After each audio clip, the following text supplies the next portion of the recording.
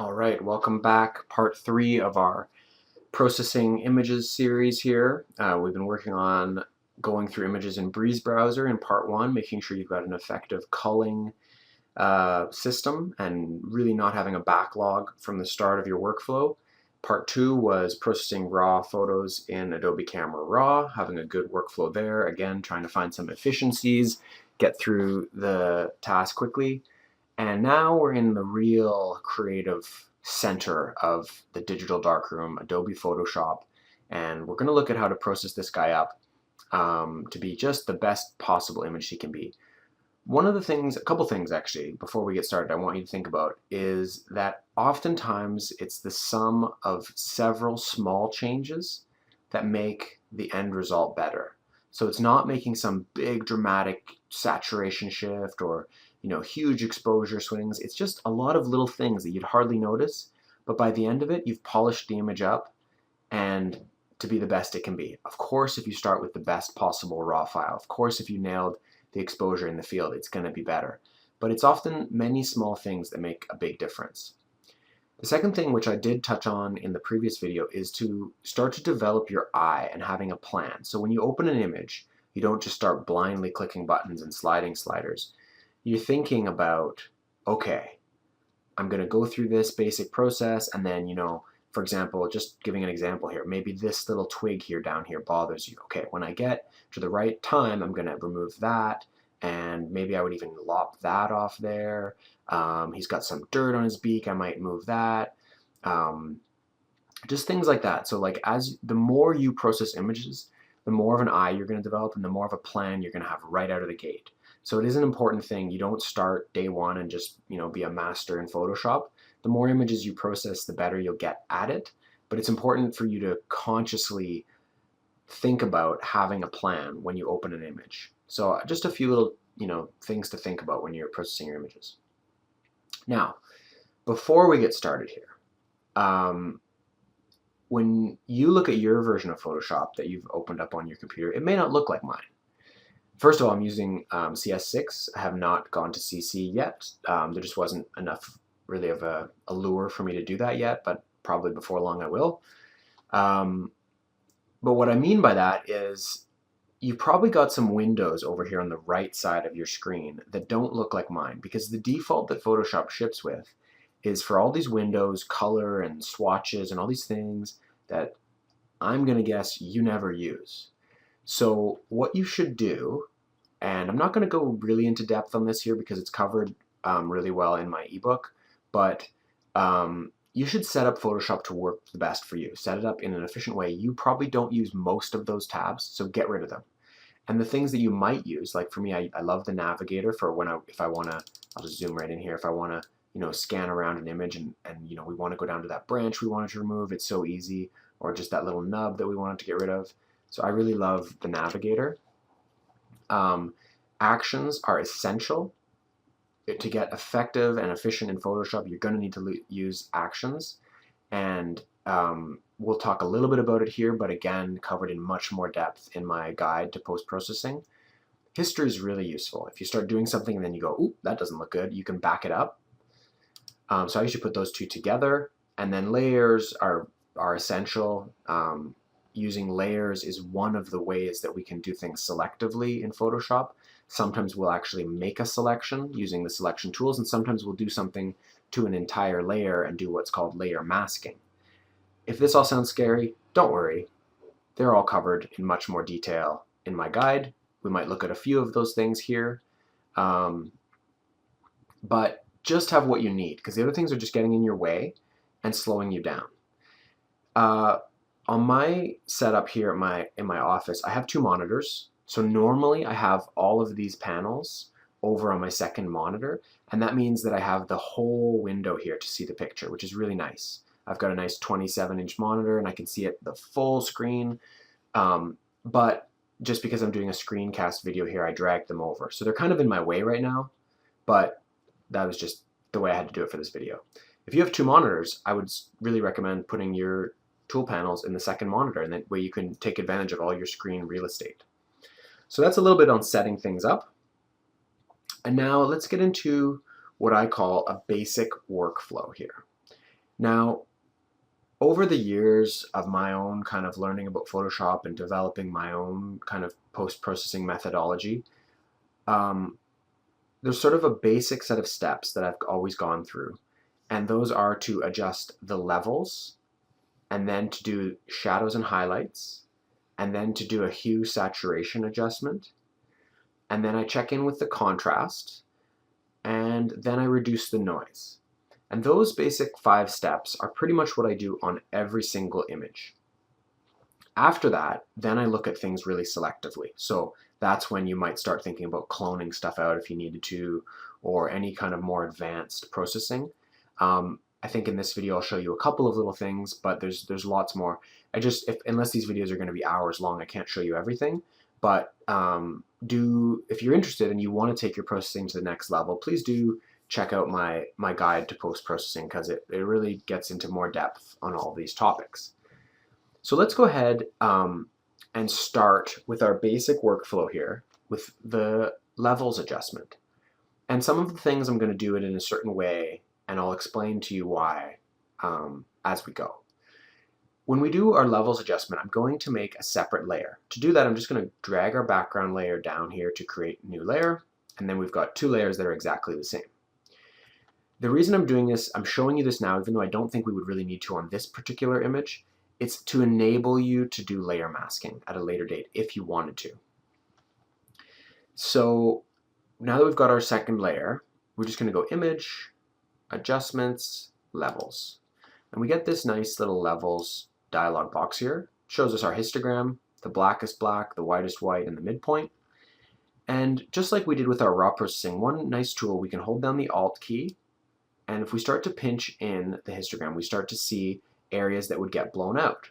So obviously his throat here, parts of the branch, things like that. We don't want to do that. So I'm going to back it off. But here's the thing with doing the second layer and having the ability to do layer masking.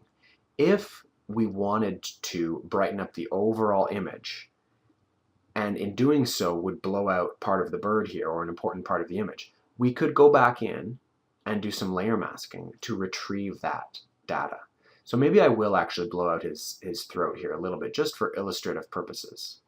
So you can see that big white section there is getting too bright in here. So we know we're going to have to go back in and address that.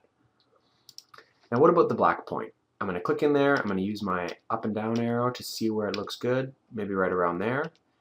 The mid-tone, the midpoint here, the middle slider, is one of the really important ones. This can really give your image the right tonality and contrast.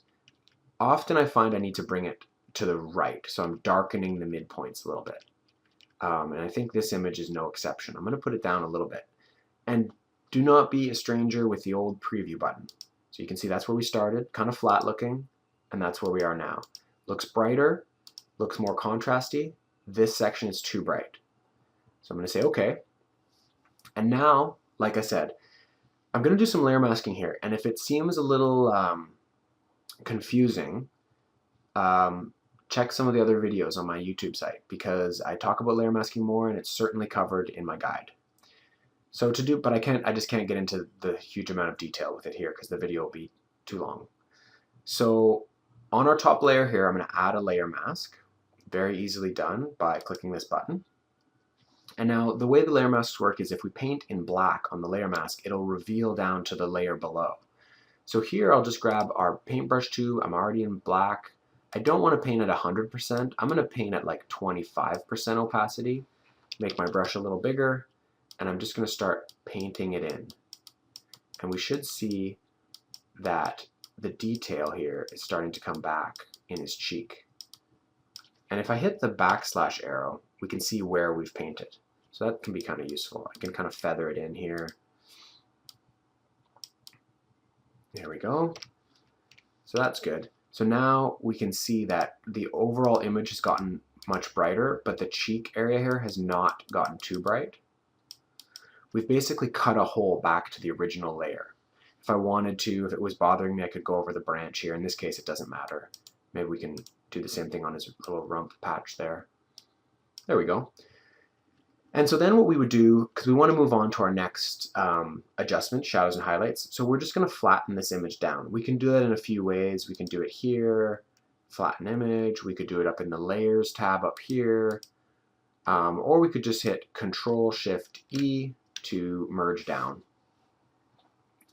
So now I'm going to do the shadows and highlights, image adjust, shadows and highlights, and I think our shadows are probably good. I don't think we probably need to brighten those up much. Another thing to note is that your settings, if you've never used this in Photoshop, will be crazy, super aggressive. Maybe take a quick peek here or pause the video and take a look at my settings. Set those on yours and say save as defaults, and then you'll be at a better spot to start with. If we preview this, we can see it's pulling back some detail in the throat here, which is nice. And that looks pretty good to me. So I'm just going to go ahead and say OK. All right, next up, we're going to do our hue and saturation. And I usually do this one as a different layer too, just in case we need to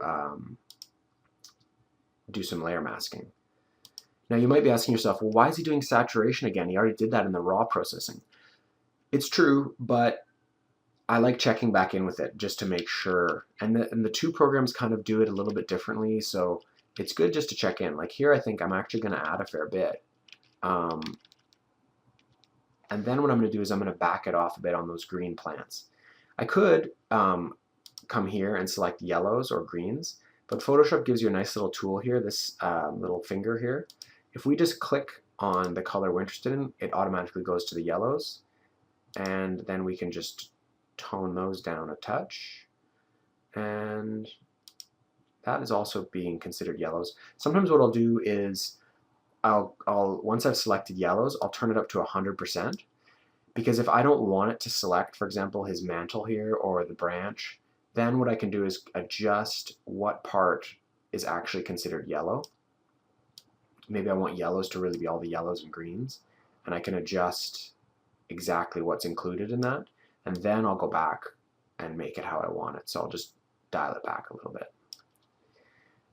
We could maybe make the blues a little bit bluer, or in this case they're calling them cyans. That looks pretty good. So we'll say OK. Now if there was anything that we couldn't address by just selecting the individual color channels, we could then do some layer masking. But we don't need to here. Control-Shift-E to flatten her down. Final step before we get into noise reduction is going to be to adjust the contrast. I just like to check in just to make sure. I used to have a bit of a tendency to process my images lacking contrast, and that's when I added this, but then I just kind of kept it because it's just such a subtle adjustment that, you know, sometimes just 5 or 6 points can make a bit of a difference and overall make the image look better. All right, we're looking pretty good here. I think that the exposure and the color all looks good, but it was a fairly dark day. I had to shoot this probably at ISO 800 or so, and so we've definitely got some noise in the background here.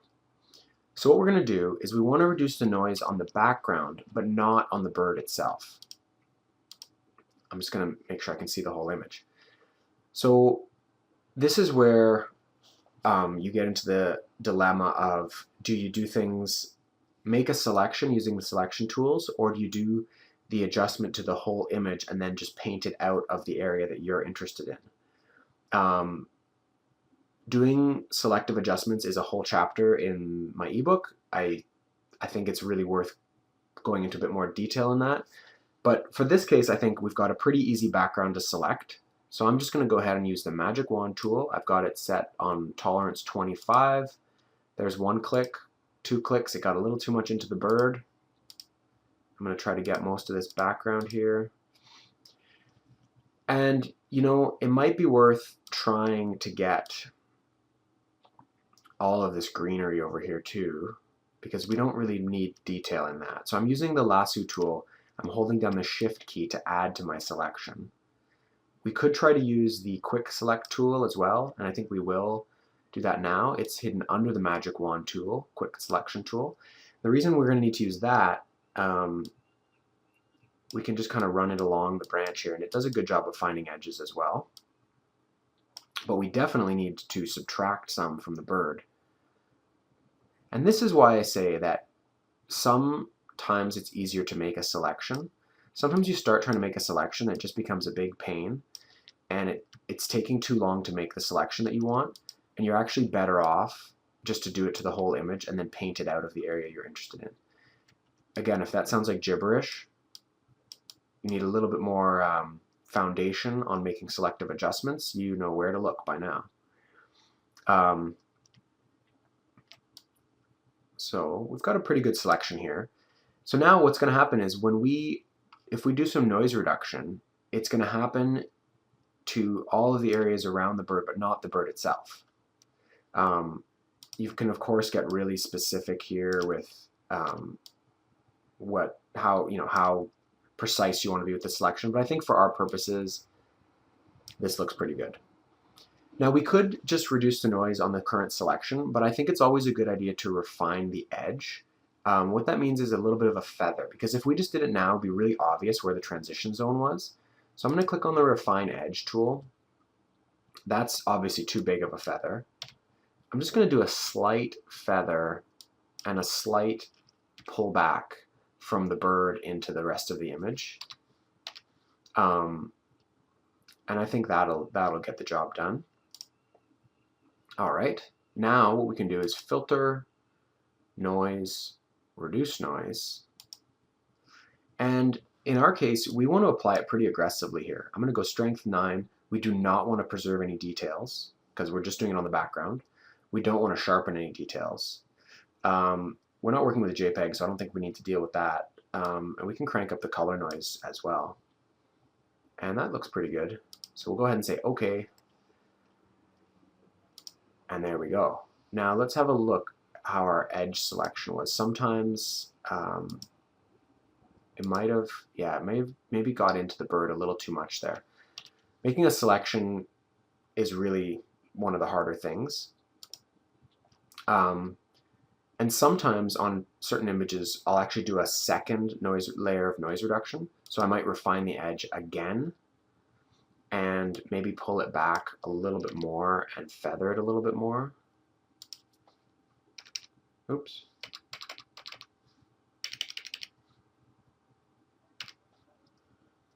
So let's do that, and then we can do a second layer of noise reduction.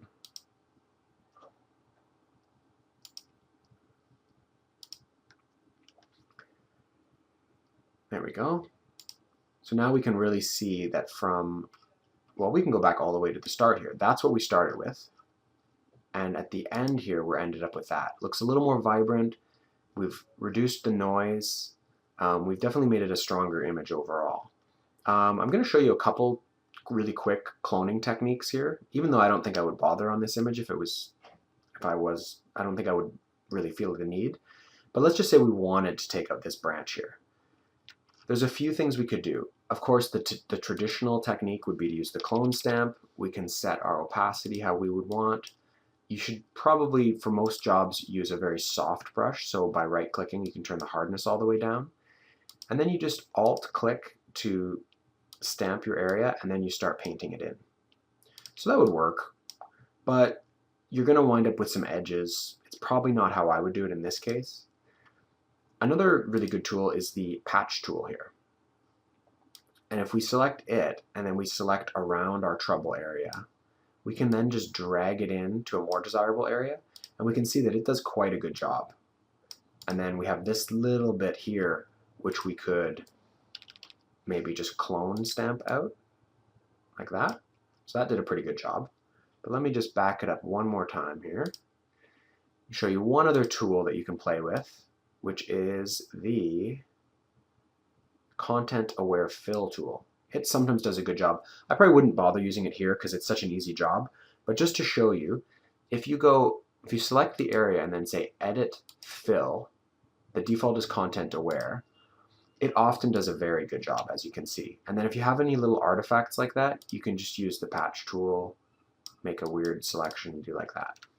And there we go, we got rid of our little branch that was there. Much more detail on cloning and all the tools are also available in my guide. For now, I think we're looking pretty good here.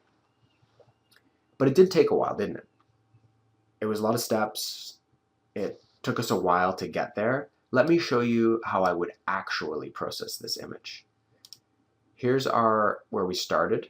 I've written an action to do all those steps. If you don't know what an action is, it's basically a recipe of steps that Photoshop follows in a certain order.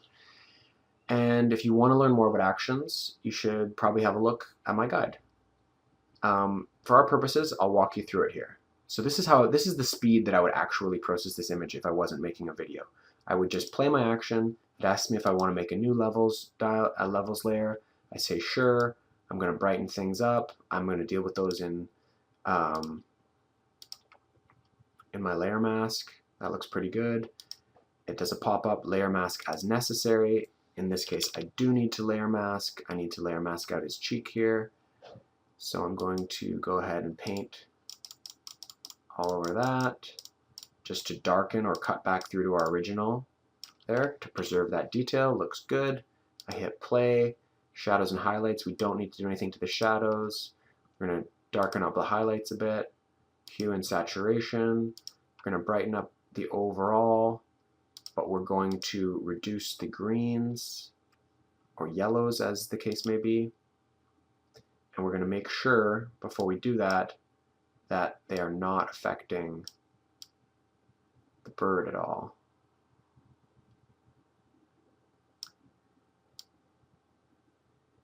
There we go. We just want it to be all the greens. Looks good. We'll go minus just a touch. And we're going to use our little finger here to also get a little more saturation going on the cyans. Looks good. Say OK. Contrast, we're checking in. We're using our preview button. Back it off a little bit. Say OK. It says select the background for noise removal. Sounds great. I will make a few clicks here. And in my action, I have it set up to automatically refine the edge. So we're not going to have to do that step manually. I'm just going to use the quick select tool here to basically make my selection. It got a little crazy there. Let's just quick select the bird out. This one's a bit of a tricky selection for the computer to make because of all the similar tones, and it may fall into the category of ones that would be easier to just do the whole layer.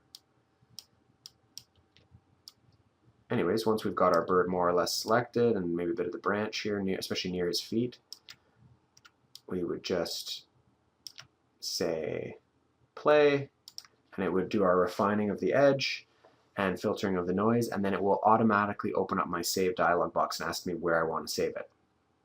I would save the file, and then I would move on to some other actions that I've written that will get it ready for my website and for Facebook and things like that. So actions are really key to save you time.